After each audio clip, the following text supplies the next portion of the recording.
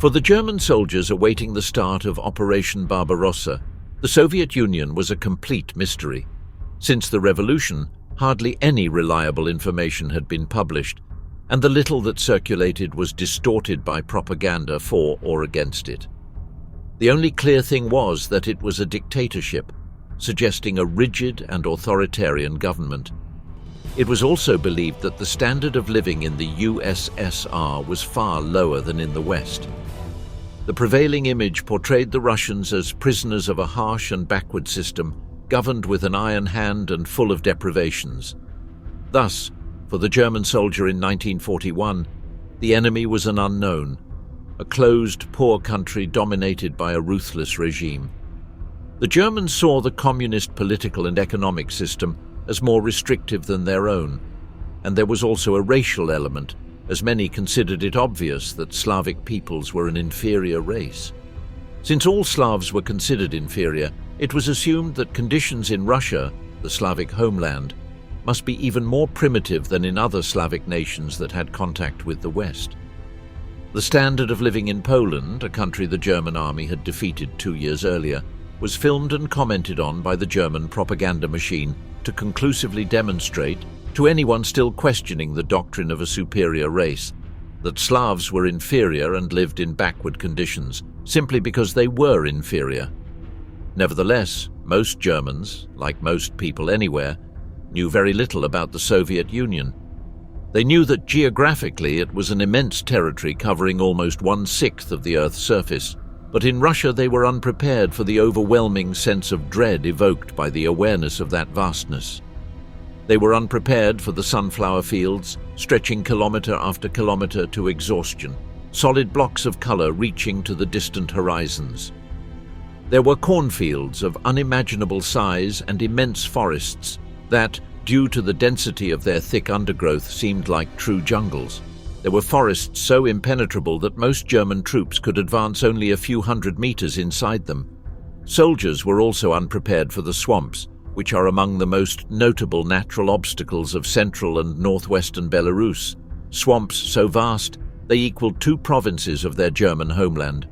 They encountered rivers without dikes, prone to flooding, with waters spreading across the flat and monotonous landscape, enlarging the already vast swamp area for months. This was the terrain. Another major contrast between Germany and Russia lay in the climatic conditions. Germany certainly had cold winters and hot summers, but not the extreme temperature variations found in the Soviet Union.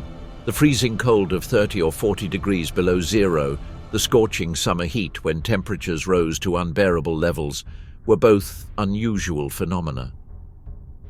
A question raised in the years after the war was whether the terrible hardships suffered by the German army during the first dreadful winter could have been avoided or at least mitigated if the Russian road and railway system had been more developed and capable of countering the climatic conditions, if the OKH had had the ability to bring fresh troops to the front line or withdraw those exhausted by deprivation. That mobility could have gone a long way in sustaining the German army. Few Western Europeans have any idea of the actual habits and way of life of the Soviets on the Eastern Front. Always accepting the determined, generally bitter, and often fanatical resistance of the Red Army, most German troops found that they were greeted warmly and with applause by the population of the westernmost provinces of Russia, whose native inhabitants had been citizens of the formerly free and independent states of Poland, Latvia, Lithuania, and Estonia. These nations had lost their freedom as a result of the Soviet occupation in 1939, and many of their peoples considered Soviet rule harsh, repressive, and brutal. Accordingly, when the first German infantry and armored columns crossed those lands, many Balts and Poles welcomed them as liberators, and this welcome was not limited to those countries. In certain regions of the Soviet Union itself, especially in Ukraine, Georgia, and the Caucasus, the same situation occurred, and numerous volunteers from all those republics emerged, willing to join the German cause against the tyranny of the communist system. It was this expression of rebellion against the central and elected government that the German soldiers found difficult to grasp, though they believed in the idea that the great mass of Soviet peoples longed to be free. The ordinary soldiers could not conceive that anything like this could happen in Germany, that the inhabitants of their provinces might enthusiastically welcome a foreign invasion merely to reject the Reich government.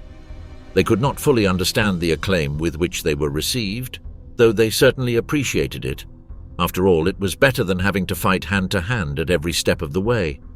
This was then the time when flowers were thrown onto passing German vehicles, when buckets of water or milk were placed in front of houses to refresh the men of the dusty and sweaty marching columns. These were the days of enthusiasm, when villagers lined the roads holding up their family Bibles, religious images and household crucifixes to bless the German troops, who, according to the locals, were on their way to undertake a crusade against atheistic communism. Many were simple barefoot peasants, pointing to or stroking the black crosses on the German trucks, convinced that the men whose army bore this sacred symbol on their vehicles were allies in Christ. Wherever the German column stopped to spend the night, local dignitaries came out to greet the commander of the troops. The girls, usually dressed in national costumes, offered gifts of bread and salt, the traditional offering to welcome honored guests. Vodka was drunk. There could even be songs and dances. Those were the days. With great optimism, the infantry, young at heart, strong in body and confident in their ability, marched eastward to follow their Führer's directives. Seeing the enormous mass of guns and tanks accompanying them, and fleets of silver planes flying overhead, ready to destroy the enemy wherever they were, the soldiers asked themselves, how could a campaign backed by such power fail?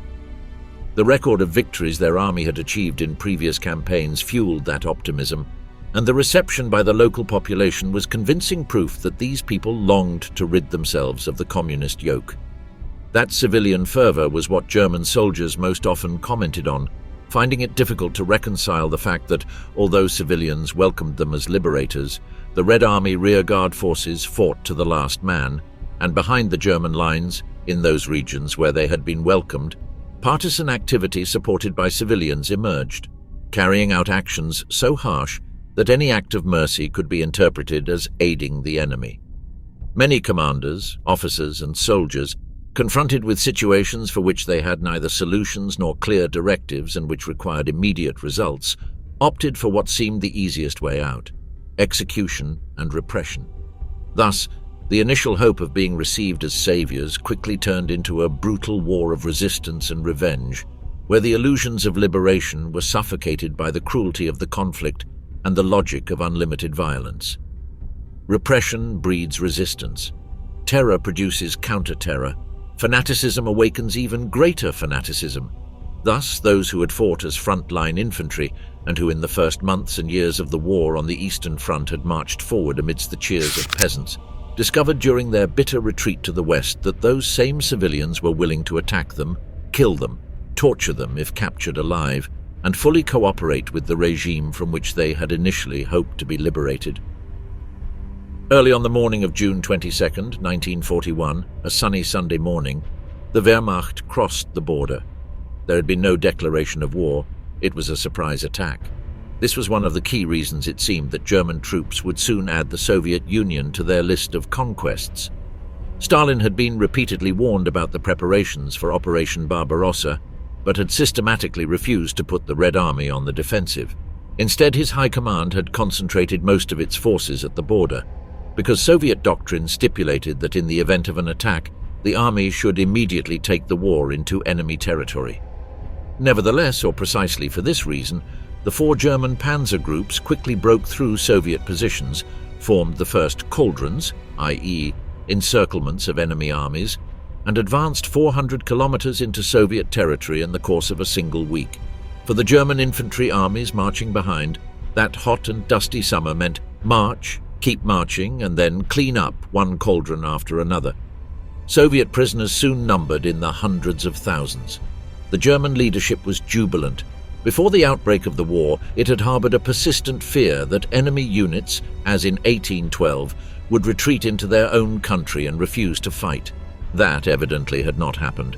On the contrary, the hardness of Soviet resistance seemed to confirm the assumptions on which the German strategy had been built. On June 28th, German troops captured Minsk, the capital of Belarus. By July 15th, they were already at the gates of Smolensk, In 3 weeks, the distance between Army Group Center and Moscow had been reduced from over 1,000 to about 350 kilometers. "In our minds, we can already see the Kremlin towers," exclaimed the members of a German infantry regiment. Even the chief of the German General Staff, Franz Halder, believed at the beginning of July that the campaign against Russia will be won in a couple of weeks. He was not the only one who shared that opinion. In Britain and the United States, the Soviet army had already been considered lost. A British general wrote, "I fear they will be corralled like cattle." But that belief contradicted all military experience. According to the old rule, victory can only be assured with a 3-to-1 advantage, since in this case the defenders actually maintained numerical superiority and generally, though not always, continued to fight hard and bitterly. The German troops, advancing ever deeper into the endless void of the steppe, began to achieve their victories on the verge of exhaustion. This was evident in their losses, which were particularly severe in the battles to break through the Soviet lines as a prelude to encirclement, and also in what was happening to their equipment. Soon, more German vehicles were being lost to dust, mud, and catastrophic roads than to enemy action.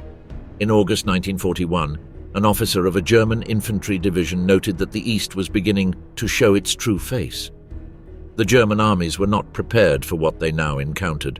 Reserves of everything were scarce, and supplies of fuel, rations, ammunition, and spare parts, not to mention the vehicles themselves, began to run out after only a few weeks. A decisive battle no longer seemed likely, and the Germans began to lose enthusiasm for the word blitzkrieg, the lightning war.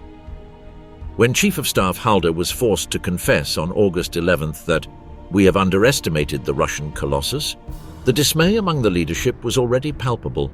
Even then, they were no longer really sure what to do next. What followed were intense discussions at the Führer's headquarters about the future focal points of the German offensive. This question, like so many others, had initially remained unresolved. While Hitler wanted above all to occupy the Soviet centers of industry and raw materials, and therefore favored the 2 flanks of the 3 army groups, more or less equally strong, namely North and South, it was clear to his military advisors that this could not be achieved before obtaining a decisive victory on the battlefield. Only an attack on Moscow, the center of the vast Soviet Empire, seemed capable of providing it. There is no doubt that the loss of the capital would have been a powerful blow to the Soviet enemy. However, it also seems questionable whether a war of such magnitude and nature could have been resolved with a single, decisive maneuver. It was almost as if the German military commands, in a state close to desperation, clung to this tangible objective solely to give meaning to an increasingly unmanageable campaign. And not only that, for the exhausted and disillusioned soldiers, who were already totally fed up with Russia, as one of them wrote as early as August, Moscow represented a large and seemingly convincing objective. Its name was a promise of victory and perhaps even a swift end to the conflict. Hitler's ability to impose his will on his advisors in the drafting of these plans demonstrates how far he had already mastered operational strategy as well. When in August he shifted the focal point of the German offensive from Moscow to the southeast, this resulted in another major success for the Wehrmacht, at least in appearance. In a cauldron on the outskirts of Kiev, another 665,000 Red Army soldiers laid down their arms at the end of September. It was one of the largest and most complete defeats of the Red Army, but neither this nor the conquest of the Ukrainian capital provided a military turning point. In September, the increasingly bewildered Führer decided to attack Moscow after all, although conditions had changed and the year was now much more advanced. Only on October 2nd, 1941, was the Eastern Army in a position to launch its supposed final assault. 78 divisions, nearly 2 million men, had assembled in the center for Operation Typhoon. Chief of Staff Halder wrote that the moment had finally come to break the back of the Red Army. And indeed, by October 20th, the Soviet side had lost 673,000 soldiers and nearly 1,300 tanks in the twin battles of Vyazma and Bryansk. By December, some German units had managed to advance to less than 30 kilometers from the Soviet capital, but it was now unmistakably clear just how severely the offensive had exhausted the German Eastern Army. The change in weather in autumn had already complicated matters. Rain and then snow turned the Russian roads into a grey, bottomless mud in which entire armies sank. By mid-October, the entire Army Group Center was completely stuck in mud and mire, as its commander-in-chief, Field Marshal Fedor von Bock, noted with dismay. In November, winter arrived, bringing catastrophe with it. Since the High Command had organized winter provisions only for a small occupation army, most German soldiers continued fighting in their worn summer uniforms. One of them described daily life as follows. The men wake around 3 or 4 in the morning and prepare to march, usually without washing because water is too far away and there is neither time nor light. The march continues all day until late evening, again in the dark, often at 9 or 10 o'clock, when the men reach their quarters and must take care of the horses and prepare the stables before going to the field kitchen to receive their rations and then lie down to sleep. Nevertheless, the soldiers were pushed further east by their commanders, under the presumed hope that the Soviet enemy had already been essentially defeated and that only one last decisive battle of annihilation was needed. From the winter of 1941 to 42 onward, the Eastern Army lived day by day, both militarily and logistically. Its situation was defined by the continual improvisation that allowed it to postpone the great military catastrophe until the summer of 1944. What repeatedly saved the divisions fighting in the East was their cohesion and professional competence, along with good troop leadership. This compensated for many things: their horrendous losses, their increasing immobility, the increasingly absurd instructions from the Führer's headquarters, and finally, the growing superiority of their opponent. Already in 1941, a German regimental commander found the fighting so fierce that the German soldiers who survived hardened into a troop as powerful as we have seldom had. They were unusually cohesive, and desertions remained very rare on the Eastern Front until the winter of 1944 to 45. The reasons were undoubtedly a strict diet of authority and obedience, along with an enemy whom most Lancers, the ordinary soldiers, rightly feared. Even more effective were the attitudes that ensured their continued commitment to ideals such as comradeship, bravery, and homeland, and consequently, to the world of military organization. Added to all this was the lie spread by German propagandists that the attack on the Soviet Union had been a preventive strike, a belief held for a long time, particularly under the influence of a Nazi ideology whose social engineering mechanisms had left their mark, especially on younger soldiers. The perspective that Wehrmacht soldiers had was far broader and more complex than one might assume at first glance.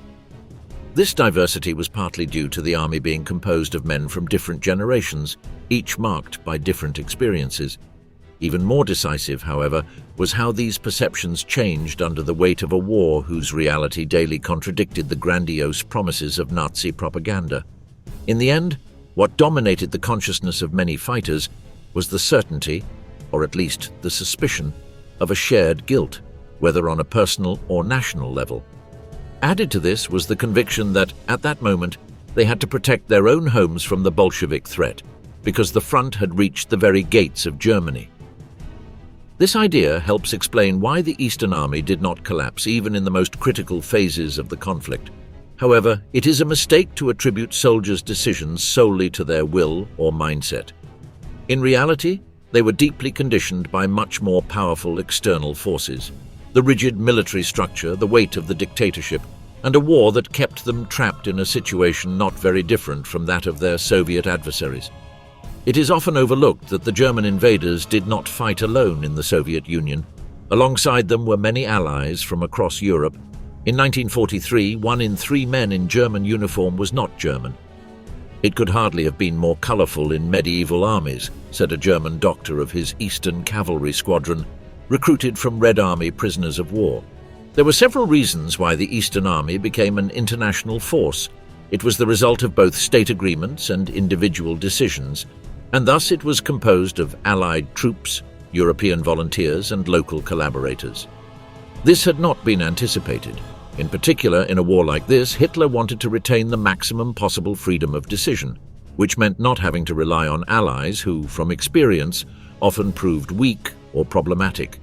Only 2 states were supposed to actually participate in the great conquest of the East: Finland and Romania.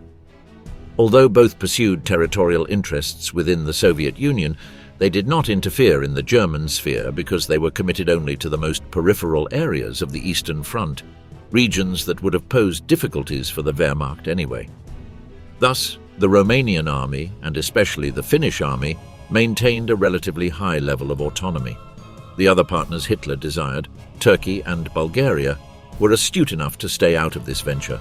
Turkey entirely, Bulgaria largely. There was little room for more allies in Hitler's plans for his future Lebensraum. This complicated matters, especially since the German invasion of the USSR was very popular in parts of Europe. It aroused a strong anti-Bolshevik drive, a passion for war, and an open greed for the spoils of conquest. His decision to take Russia by the throat has been received with extraordinary enthusiasm in Italy, Mussolini telegraphed to Hitler in the summer of 1941. Italy, Hungary, Slovakia, and Croatia, all official German allies, did not miss the opportunity for their divisions to be among the first to enter the Soviet war theatre. With troops mostly third-rate in terms of training and equipment, they were initially left in the shadow of major military events.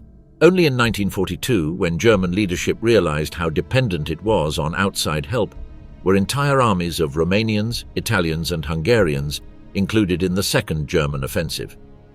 They had to pay a high price for being so desperately out of reach, and their German partners rarely showed any gratitude for their contribution. After the disaster of Stalingrad, it was bitterly noted on the Italian side that their own soldiers had starved while the Germans provided not the slightest assistance. If an Italian soldier approached a German kitchen and asked for some food or water, he was met with pistol shots. In total, 800,000 Hungarians, 500,000 Finns, 500,000 Romanians, 250,000 Italians, 145,000 Croats, and 45,000 Slovaks fought in the Soviet Union. Most of them were there because they had been ordered to do so. The country that the Wehrmacht invaded in the summer of 1941 seemed almost endless, and this was another reason for the German defeat. 21.8 million square kilometers, 1/6 of the land, as Soviet propaganda proudly proclaimed. As overwhelming for the Wehrmacht as the size of the Soviet Union was its climate. Most of it fell within the temperate zone, alongside smaller Arctic, subarctic, and subtropical areas, meaning that summers at least were sometimes bearable for the fighters, but could also bring scorching heat, suffocating dust and drought, or at the opposite extreme, catastrophic rains, endless mud, and swarms of mosquitoes. Winter, however, was uniformly dreadful. It affected all soldiers, whether deployed in Lapland or Crimea, and was particularly hard to endure because large parts of the Soviet Union remained almost wild and were much less densely populated than the German Reich. Germany had 131 people per square kilometer, Ukraine 69, Belarus 44, and Russia proper barely 7. Overall, however, the Soviet population was enormous. In 1939, it numbered 167 million people. By 1941, it had grown to 194 million, largely as a result of annexations. This in itself posed a serious problem for the Wehrmacht. How could one win a war against an enemy whose human resources were practically inexhaustible? The nature of Soviet society, on the other hand, offered German strategists a major advantage and a possible solution to the problem. It was not ethnically homogeneous, but divided among some 60 peoples and 100 smaller groups. During World War I, the German side had attempted, not without success, to turn the peoples of the Russian Empire against it through policies supporting national independence movements.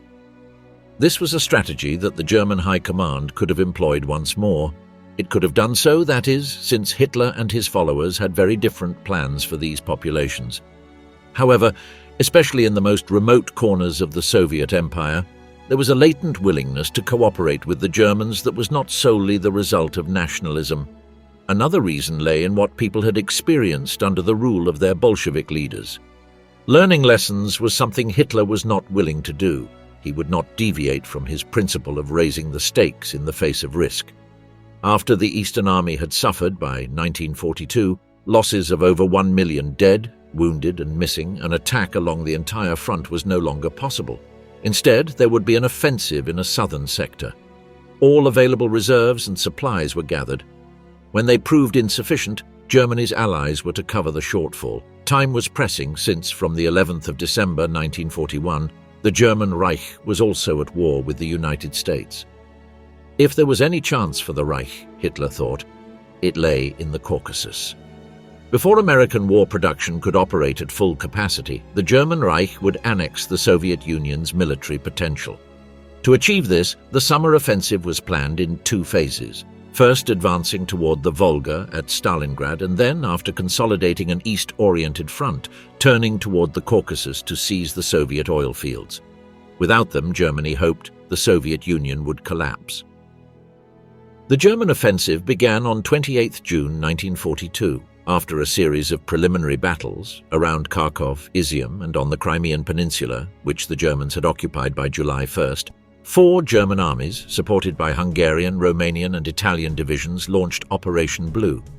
Once again, the attackers achieved rapid territorial gains. But now, and increasingly, their offensives extended into a vast void because Stalin, after long hesitation, had finally given his commanders permission for a tactical withdrawal. Given the small number of Soviet prisoners captured, Field Marshal von Bock noted that there was a danger of striking at air. Hitler was not receptive to such doubts and allowed external intervention in his operational direction less and less. Convinced that the adversary was already defeated, Hitler opted to divide his offensive, sending his armies in parallel towards Stalingrad and the Caucasus, rather than concentrating them one after the other. At first, this risky order did not seem to slow the German advance. Amid dense whirlwinds of dust, the columns pushed ever eastward, crossing the endless steppe, entering Asia by late July and reaching in early August the ruined and still smoking refineries of Maykop. On the 22nd of that month, the Reich's mountain troops managed to plant the war flag atop Elbrus, the highest peak of the Caucasus. A few days later, the first reconnaissance detachments of the 6th Army reached the banks of the Volga north of Stalingrad. Never had the Germans extended their control over such a vast area. But at that point, the offensive machine ground to a halt. The German command had completely exhausted its resources. An officer acknowledged in a report that his men were reduced to little more than their shirts. The question that had hung in the air for weeks, how long the Soviet Union would withstand this new assault, began to find an answer slowly, almost imperceptibly. The initial signal was that fighting, both in the dense forests of the Caucasus and in the rocky deserts of Stalingrad, was becoming increasingly tough. The battle on the Volga in particular became a duel between dictators, a matter of prestige absorbing more and more troops. On 28 July, Stalin issued his famous order, not a step back. In a public speech on November 8th, Hitler responded that the Battle of Stalingrad was essentially already decided. But victory could not be invoked with words. The German intelligence service failed catastrophically once again. On November 19th and 20th, 1942, 2 Soviet attacks broke through the fragile and overstretched German lines in the frozen steppe north and south of Stalingrad. Those sectors were mainly occupied by Germany's allies. Poorly led, badly equipped, and simply incapable of accomplishing the task, they had little to resist the advancing Soviet armored wedges. The inevitable happened. By November 22nd, the German 6th Army was encircled. 200,000 men were trapped in the midst of immense ruin, surrounded by a frozen wasteland and 7 Soviet armies. 25,000 German soldiers were air evacuated from the encirclement. 110,000 fell into Soviet captivity. Only 5,000 returned to Germany. "This is the last letter I can send you," wrote a German corporal. "This time we just weren't lucky. If these lines reach home, then your son is no longer here, I mean on this land." On February 2nd, 1943, the last German units surrendered.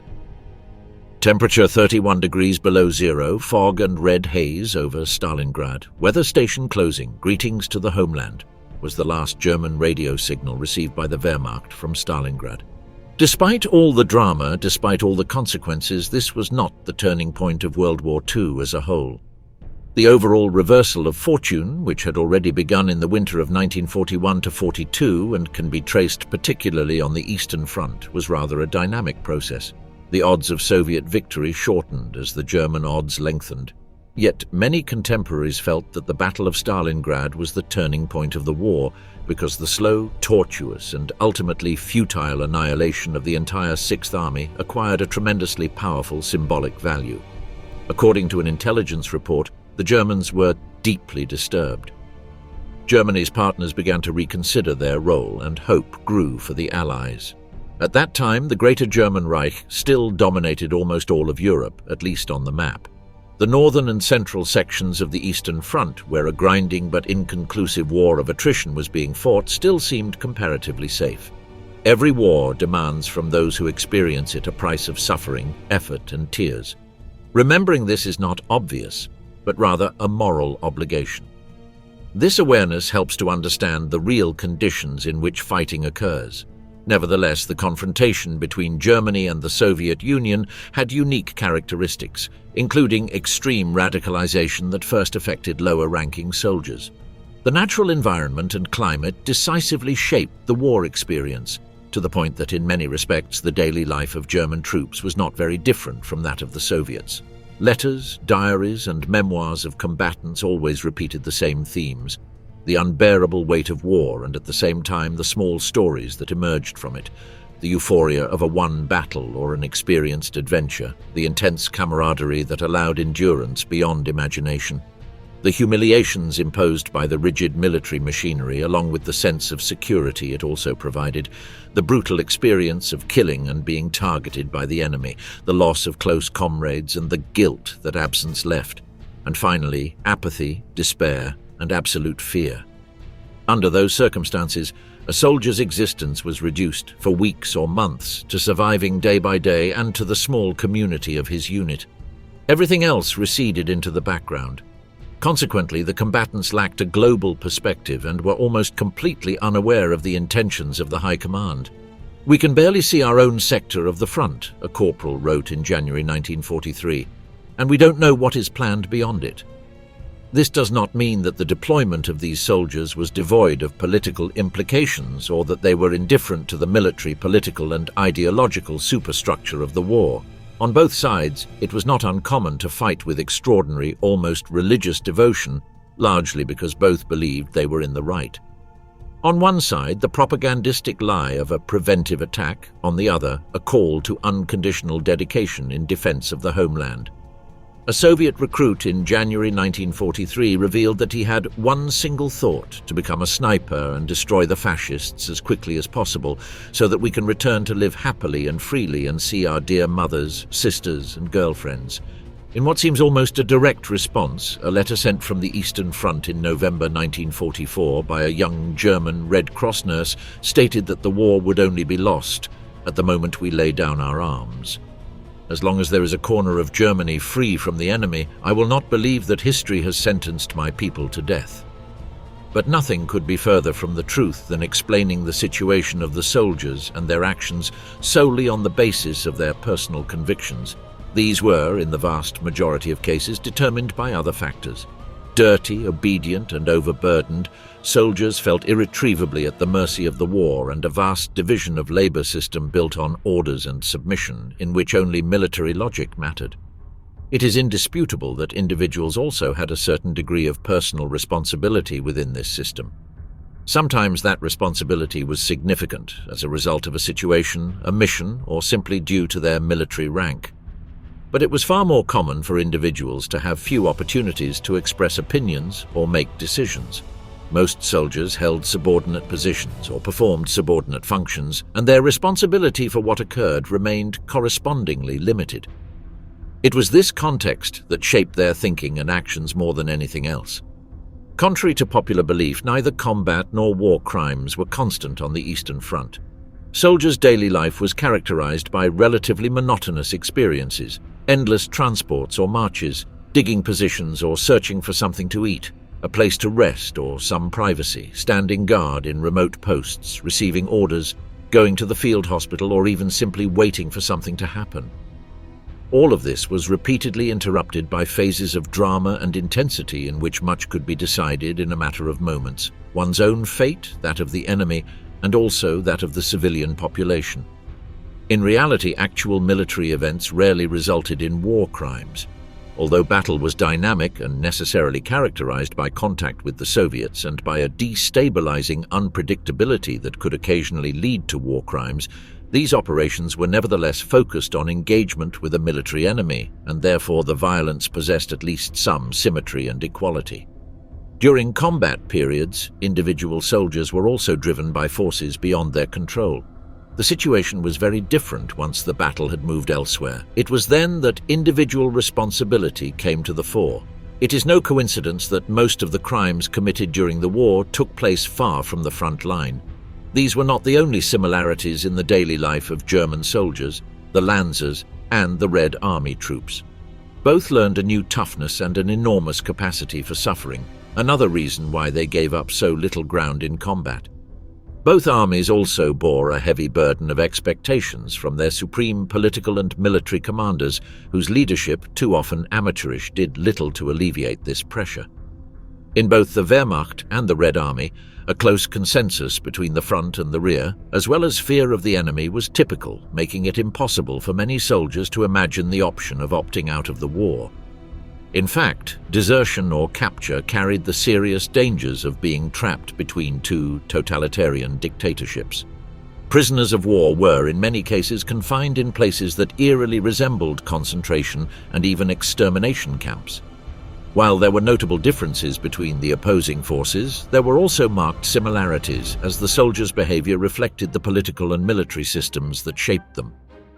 In the German case, one of the keys to their early military successes was the relative autonomy granted to fighters to carry out their missions. However, this freedom eroded as the situation at the front became more desperate, and Hitler's obsession with controlling every detail reached pathological dimensions. In the Red Army, the opposite phenomenon occurred. Over time, the troops gained a certain margin of action, something akin to emancipation. Yet this progress occurred within a brutal framework where soldiers' lives were treated with extreme indifference. No other army eliminated as many of its own men as the Soviet one. When analyzing the war crimes committed by the Wehrmacht and the Red Army, the differences are more striking than the similarities. The contrast is evident not only in the scale of the abuses but also in the mentality and logic that drove them. The military development of both sides also moved in opposite directions. While the situation of German soldiers deteriorated relentlessly, the constant experience of victories gave the Soviets partial relief from the harsh conditions they endured. In the end, beyond ideologies or political systems, those who fought in this war shared the same certainty. Those who survived could never erase from their memory what they had experienced. The life of SS volunteers on the Eastern Front, an epic story. In the war against the Soviet Union, a German military force emerged whose growth was remarkable. What began as a small contingent at the start of the campaign eventually transformed into an army of over 30 divisions with its own identity. It was the Waffen SS, an organization whose development was closely tied to the Eastern Front. There was no single SS as a uniform body, but a collection of diverse formations connected to the Nazi Party and subordinated to Adolf Hitler through Heinrich Himmler. Among them, the Waffen SS stood out for its role in direct combat, becoming one of the most feared components of the German war machine. Around 1 million men served in its ranks. In such a large number, there was everything. Disciplined soldiers who devoted themselves loyally to the war, but also individuals with criminal tendencies. This mixture reflects the complexity of a military body that remains controversial even today. Many of its veterans claimed they never saw or guarded a concentration camp. They also pointed out that while they were accused of representing Himmler's racial policy, their divisions also fought men whom the regime itself had classified as inferior races. The contradiction was part of the reality of the Waffen SS on the Eastern Front. From the origins of the National Socialist Party, the SS appeared as a personal guard meant to protect Adolf Hitler. This small group, conceived as a defense squad, soon acquired a much larger role within the movement. After 1934, with the elimination of the SA's power during the so-called Night of the Long Knives, the SS began to expand rapidly, gaining influence and prestige at the heart of the Nazi regime.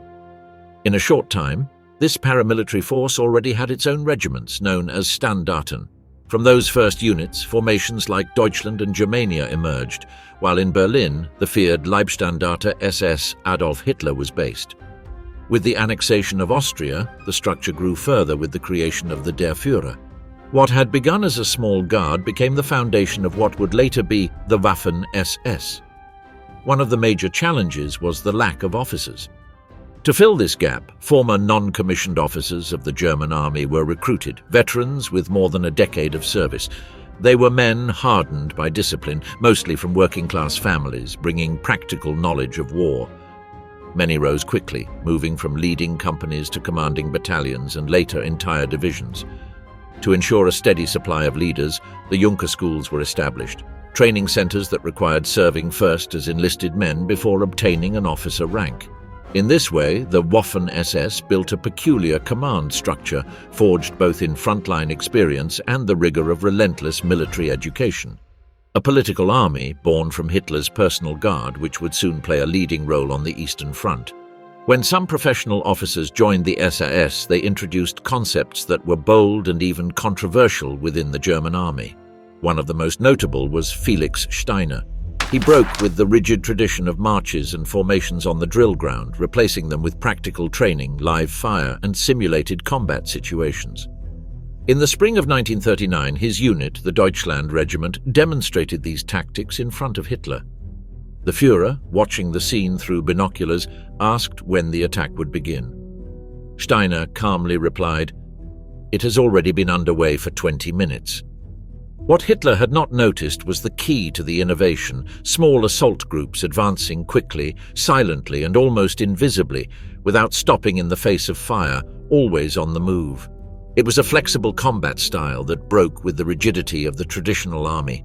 In less than 20 minutes, that force had covered 3 kilometers and reached its objective with energy intact. They were ready for close combat using grenades, explosive charges, and automatic weapons. That demonstration convinced Hitler that Steiner had designed a modern, lethal method of warfare suited to the front that would soon erupt in Europe. During the campaign against the Soviet Union, a surprising phenomenon occurred.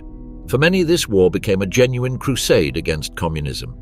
The unexpected part was not the participation of countries with strong Catholic traditions, but the arrival of volunteers from very different cultures, from the cold Scandinavian territories to Muslim communities in southeastern Europe.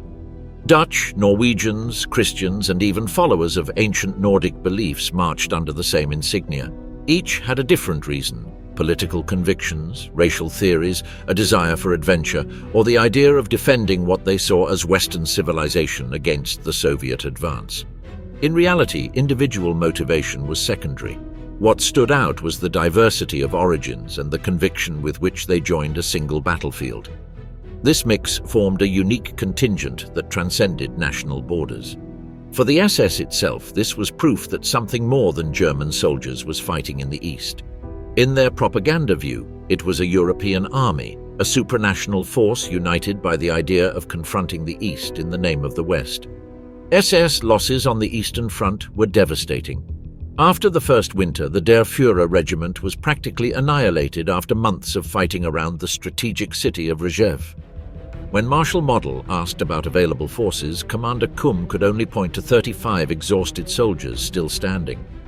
More than 2,000 had entered combat. Barely half a platoon remained.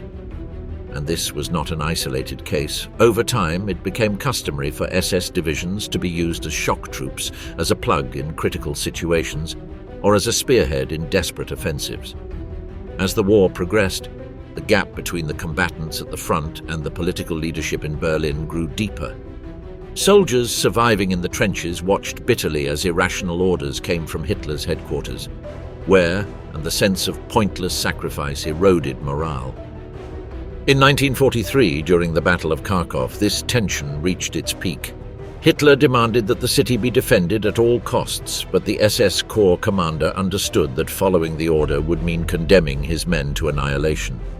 The SS had sworn absolute loyalty to the Führer. Their uniforms bore the motto, "My honor is loyalty." However, at that critical moment, General Hauser decided to save his troops and disobeyed Hitler's order. Kharkov was abandoned, exposing the contradiction between blind obedience and the need to survive on the Eastern Front. The refusal to follow orders marked a turning point within the SS. It was the first time that their commanders openly confronted directives from above, Many officers were convinced that the orders from the top were absurd and that in reality their men were being consciously sacrificed. Adding to this distrust was the perception that the Army High Command used the SS as cannon fodder, dumping the heaviest burden of combat on them to weaken them as potential rivals. It is therefore not surprising that SS morale became bitter, marked by introspection and resentment. There were public praises of their battlefield capability, even from figures like Guderian, who said that the further the war progressed, the more they became part of the regular army. But among the men, the conviction persisted that they were the first to receive orders for pointless assaults. Felix Steiner's refusal to launch his army to save Berlin was the culmination of this tension, an example of loyalty to his troops that outweighed his oath to Hitler. In this climate, a spirit of brotherhood grew, becoming the essence of the combat SS. They were men who accepted that death was inevitable but drew strength from the promise never to abandon a comrade. This commitment translated into extreme actions. The wounded were not left behind, and those too seriously injured to move were not allowed to fall alive into enemy hands. Even in the most desperate situations, attempts were made to rescue trapped or surrounded units. Comradeship became the last reason for existence for a force fighting at the limits of human endurance. The campaign in the East was marked by episodes of camaraderie that went beyond the SS itself. In 1943, the Leibstandarte Division received orders to assist the 302nd Infantry Division, a German unit retreating under pressure from the Soviet offensive and carrying more than 1,000 wounded. At that moment, the Leibstandarte was also fighting under extreme conditions, trying to hold the line along the Donets River. General Sepp Dietrich made an immediate decision to withdraw Jochen Peiper's Panzer Grenadier Battalion from its position and send it on a rescue mission. Peiper's armored units crossed the river, broke through Soviet formations, and resisted fierce counterattacks until they reached the encircled division. Once there, they formed a defensive perimeter and held their position against enemy pressure, ensuring that the wounded and infantry were successfully evacuated to the other side of the Donets. When they discovered that the ice could not support the weight of the half-tracks, Peiper ordered a bold maneuver. His men broke through the Red Army lines again, fighting their way to a reinforced bridge next to a German bridgehead. It was a risky operation, but it allowed them to save both their men and the comrades they had gone to rescue. To replenish the enormous losses suffered since the first winter, the command once again turned to recruiting European volunteers. They were promised independence in a future Europe led by National Socialism. However, those promises were nothing more than a propaganda tool. They would never be fulfilled. The brutal climate of the Eastern Front, the war against nature. In the winter of 1941–42, one of the harshest in modern Russian history, German soldiers had to face an enemy as formidable as the Red Army, the weather. A former lieutenant colonel who endured that hell for 3 winters summarized the experience brutally. Those who managed to adapt survived, the rest perished. What at first glance might have sounded like an overly simple explanation, almost like a glorified veteran's memory, turned out to be true. Other survivors confirmed that in that winter the struggle came down to the most basic instincts. It was a return to primitive life, where each man depended on his ability to endure and his will to keep breathing for one more day. Temperatures reached unbearable extremes. Food was scarce, boots froze, weapons jammed from ice, and the coat was never enough. Only the solidarity of those sharing a trench offered some relief. Still, most of the time, each soldier fought a solitary battle against a cold that seemed endless. The arrival of winter in 1941 found German soldiers ill-prepared. From the highest command levels, few measures had been taken to equip the troops with warm clothing, adequate weaponry, or sufficient rations to survive freezing temperatures. From veterans' testimonies, a common pattern of shared suffering emerged, a daily struggle against the weather that defined life on the Eastern Front. Already in the autumn of that year, numerous officers realized that the German High Command was completely detached from the reality of the trenches. They had not anticipated the seas of mud caused by torrential rains nor devised effective plans to combat them. The result was that thousands of men became trapped in impassable terrain, while their uniforms and boots deteriorated quickly. Their vehicles got stuck in the mud, and their equipment proved unable to withstand the conditions of the Russian front. In contrast, the Red Army was much better prepared. It had more durable equipment, uniforms designed for the cold, and logistics adapted to the terrain. The autumn of 1941 revealed flaws that, with the arrival of winter, became a deadly threat. Snow fell early in the first week of October, and nighttime frosts made life unbearable for poorly equipped soldiers without protective clothing. There were no deep fortifications for shelter. The German High Command had planned to advance without pause, not to entrench. The order was clear: continue the attack on Moscow, continue the siege of Leningrad. When the first snowfalls arrived, the vanguard units had already been fighting non-stop for months since the beginning of Barbarossa. There were no rotations, no relief, no respite. The front was too long and the divisions too few to pull them out of the line. Physical fatigue compounded mental exhaustion, and soon respiratory illnesses and frostbite spread among the ranks. Even minor wounds became complicated. Cuts or abrasions that would heal in days during the summer now required weeks of treatment in rear area hospitals. At the front, companies were reduced to the strength of a single platoon. The attrition was relentless. Reinforcements arrived late and in insufficient numbers. Most were inexperienced young recruits or veterans weakened by long convalescences. The gap between casualties and new arrivals widened every day. The result was inevitable: fewer men to cover an overstretched line, increasingly vulnerable and ever closer to collapse. The end of the Eastern Front, the fall of the Iron Giant. During the first months of 1945, conditions on the Eastern Front were miserable, not only for the newest recruit but also for the battle-hardened veteran who had survived many months of bitter fighting against the Red Army. The cold and severe weather of February and March prevented soldiers from digging trenches more than a few feet deep. However, the main problems facing the German army during this period of the war were shortages of ammunition, fuel, and vehicles. Some vehicles within the divisions could only be used in emergencies, and troops were strictly forbidden from using them without the commanding officer's permission.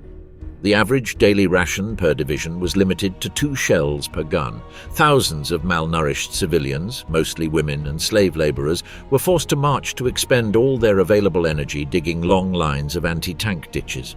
For the benefit of newsreel cameras, which in some way sought to boost troop morale, Hitler made a secret visit on March 13, 1945, to the Oder front.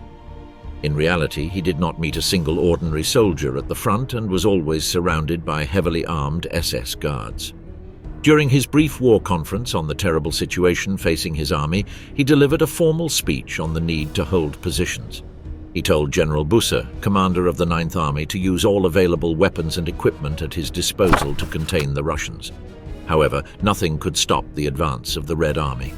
On the Vistula front, German troops barely managed to hold their faltering positions, which extended about 175 miles from the Baltic coast to the confluence of the Oder and Neisse in Silesia. Most of the front was now held on the western bank of the Oder.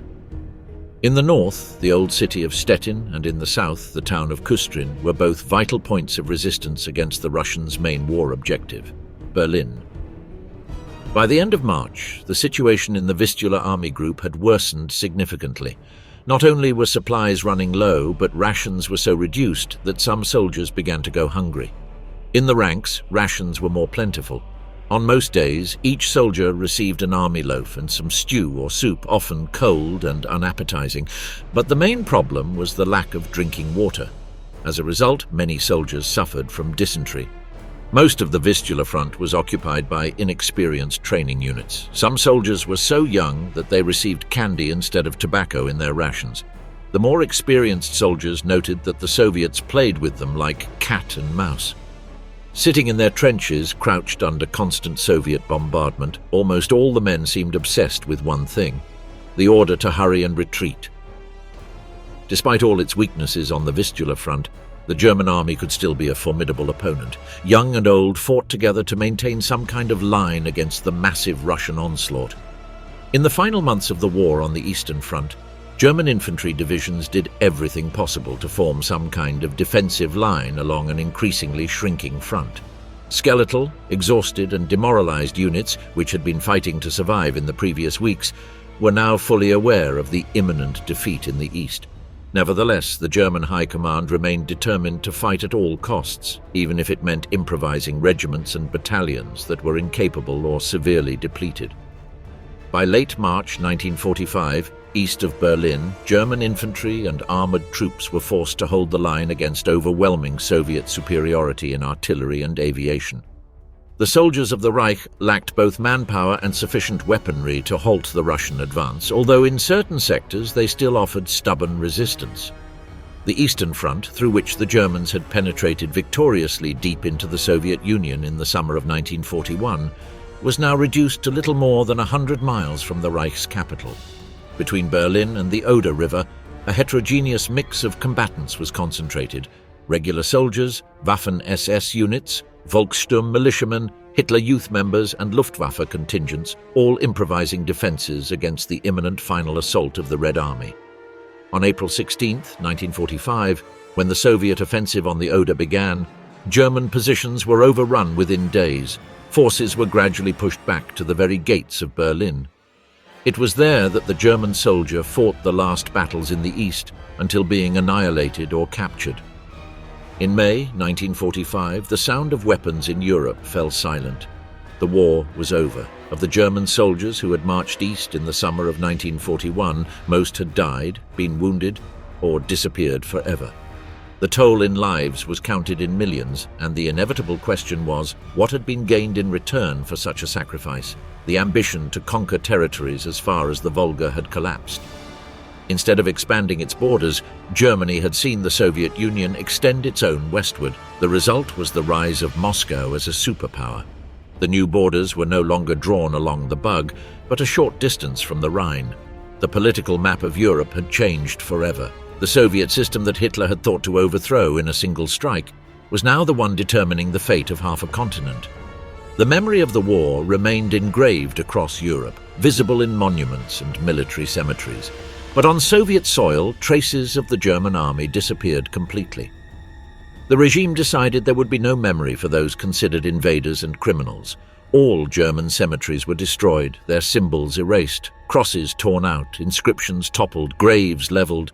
The land was ploughed and replanted. Over time, the steppe regained its natural appearance and the fields flourished again. Beneath them lay the remains of a defeated army hidden forever with no place for their compatriots to mourn them. Nature eventually erased the traces of war.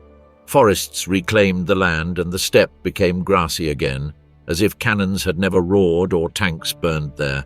Nothing remains to recall the retreating columns, the desperate battles, or the bitter relief of those who survived one more day.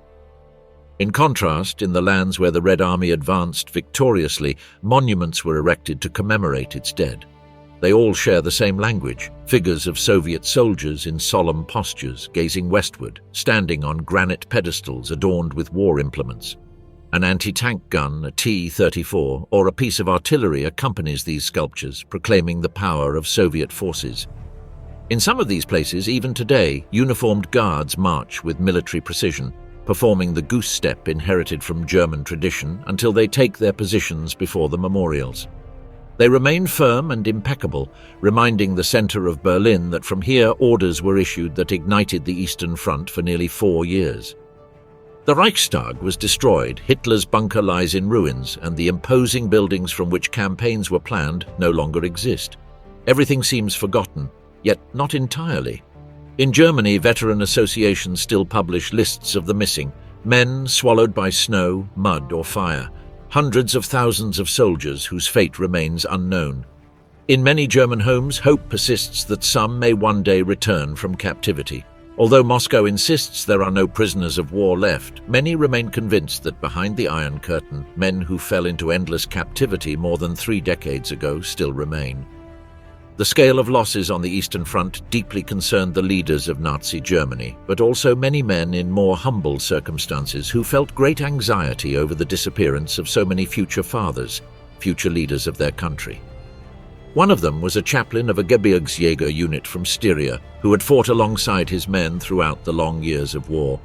May his words of anguish and concern serve as an epitaph to this war on the Eastern Front. He wrote them in the autumn of 1941, shortly after the Battle of Uman. Today I have buried a few more of my former parishioners, Gebirgsjäger, who have died on this dreadful land. 3 more letters to write to add to the total of all I have already drafted in this war. The crossed-out names of the fallen now outnumber those of the living in my pocket diary. My parish bleeds out on the plains of this country. We will all die here,